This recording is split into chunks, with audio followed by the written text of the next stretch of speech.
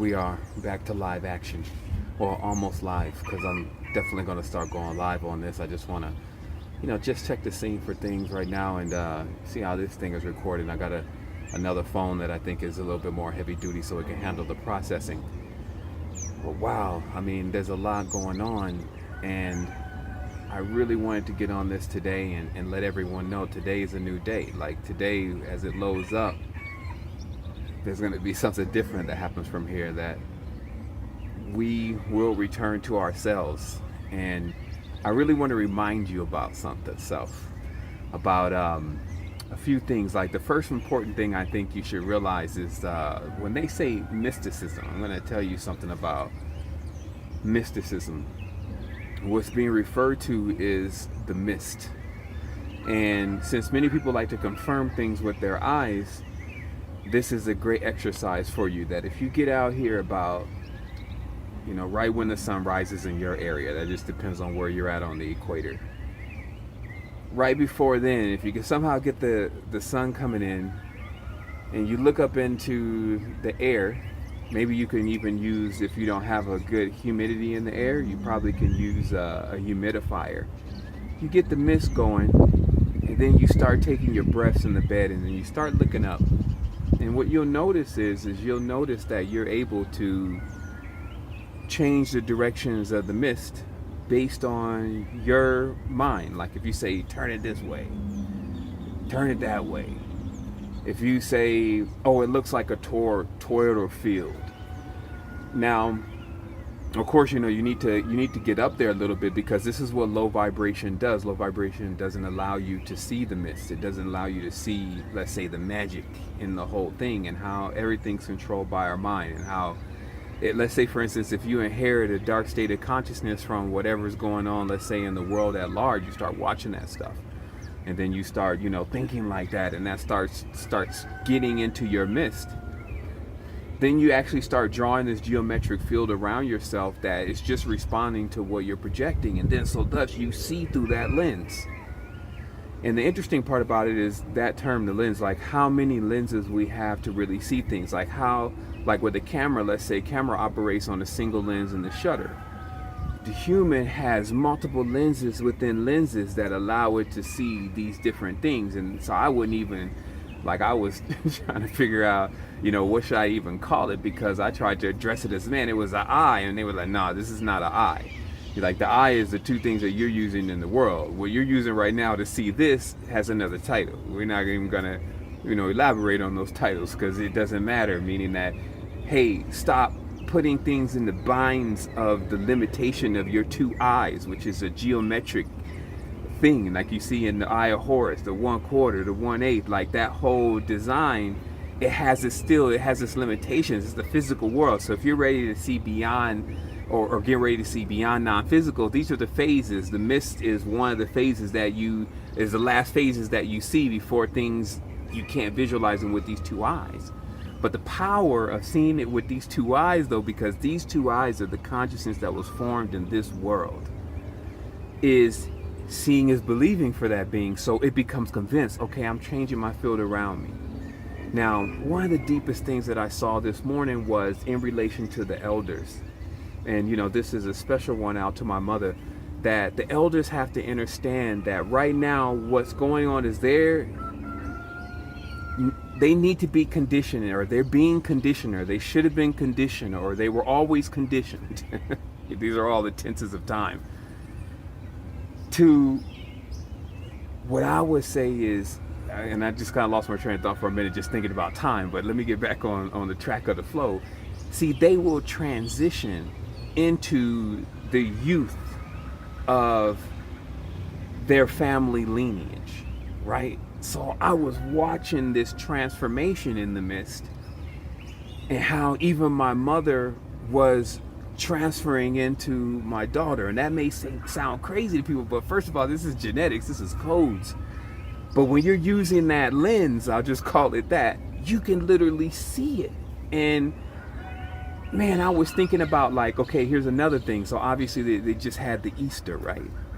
And of course, what Easter is like, if you're on the equator, you can kind of see more of the stars and what's going on with them, right? And one of the things that you could notice bigger than everything is that Venus, as they call it, was coming straight up so close to the sun every morning.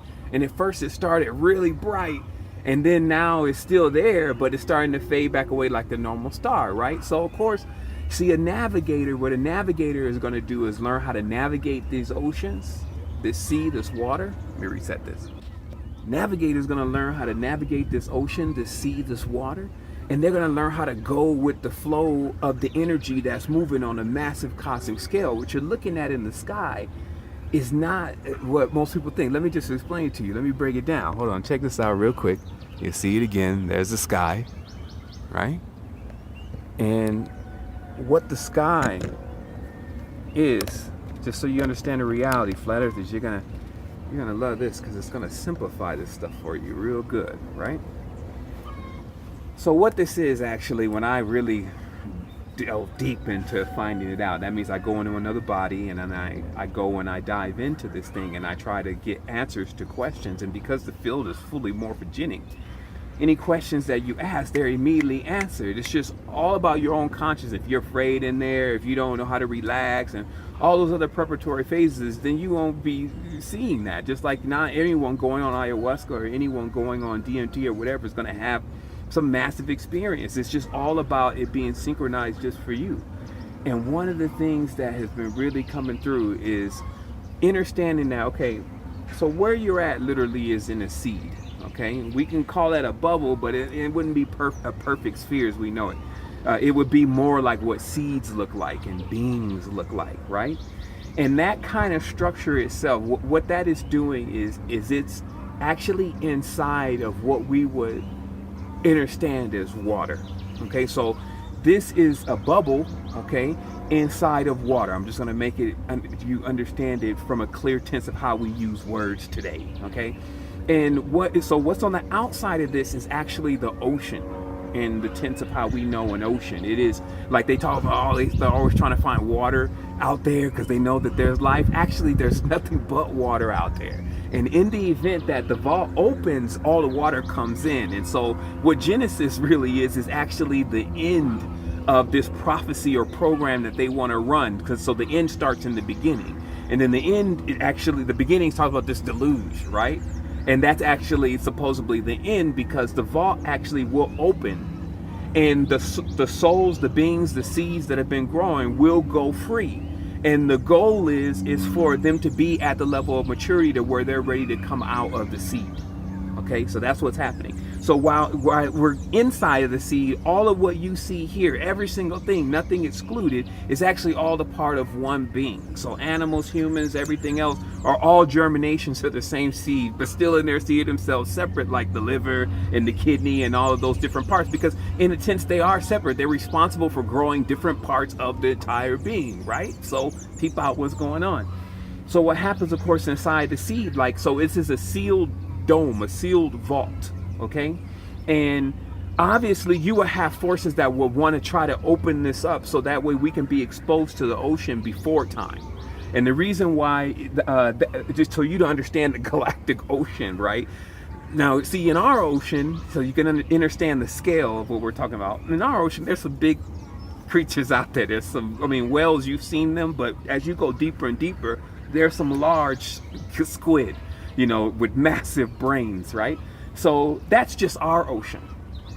Now, outside of this, if you can imagine how much infinite space is outside of this, because it's all being still projected from the midst of massive levels of consciousness. So it's projecting so far that the beings that are able to grow in there, the size of them could be huge. But here's another thing that I realized about the mist.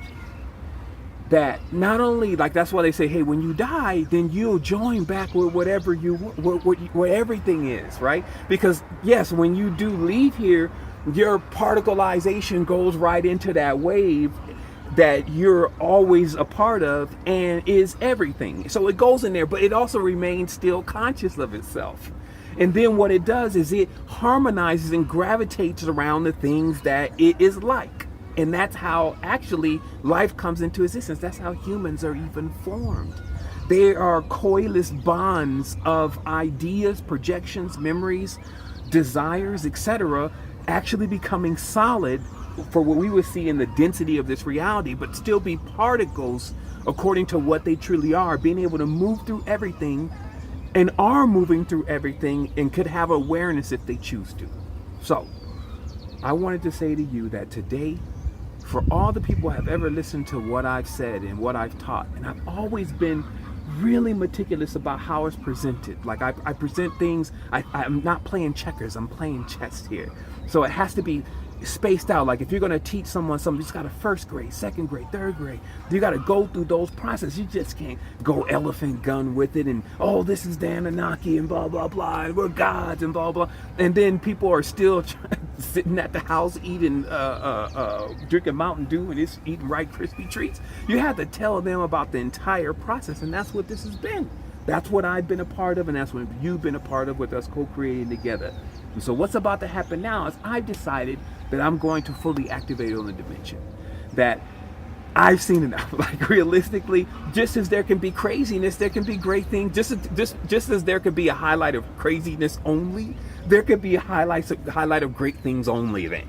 Right? It's like watching the world's Humans Are Awesome 2017 videos on YouTube and leaving that thing on autoplay and just letting it really sink in on you how you're on the bench right now, and we want to get you out there. So I want to say to all those people who, well, this is all of us that can make a difference in what's happening in the world, let's do this.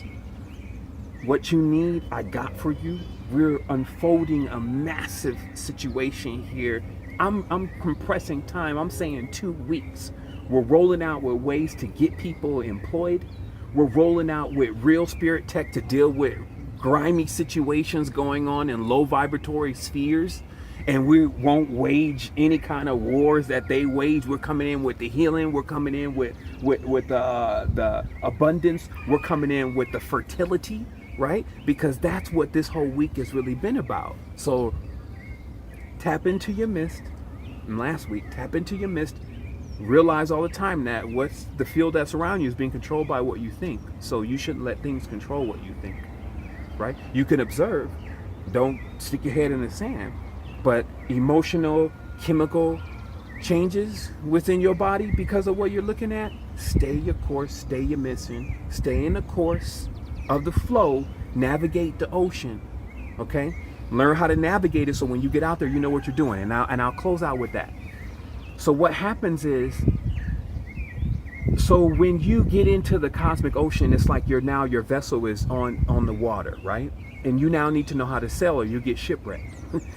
So you need to realize how the essences are basically moving, because then you can always ride on the top of the wave. You'll know exactly when it's time to plant, exactly when it's time to go away, exactly when it's time to come back. You'll know exactly when it's time to do every single thing under the sun, which is a lot. Like a lot of people think they shortchange that. They're like, oh yeah, everything under the sun. Like there's nothing new under the sun. And then they're like, okay, but did you learn any of what was going on under the sun? There's a lot going on here. So what I'm saying is that as you realize what is going on is programmed actually in the stars, and that just as soon as Venus came through here and all the fertility started, people started having more energy, and they wasted their energy on seeing it. They started actually feeling a little bit more hornier and, you know, just feeling like they're really about life, got to figure it out. Taxes came through. So see how everything is lined up at that moment of the energy exchanges, right? So that's why they pumping it up, the North Korea, which is like a film set, and the, you know, the Trump and all this stuff, right? And then meanwhile, the mist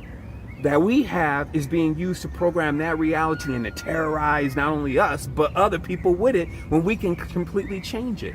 And that is the new program, is that we program the dream, the dreams within a dream.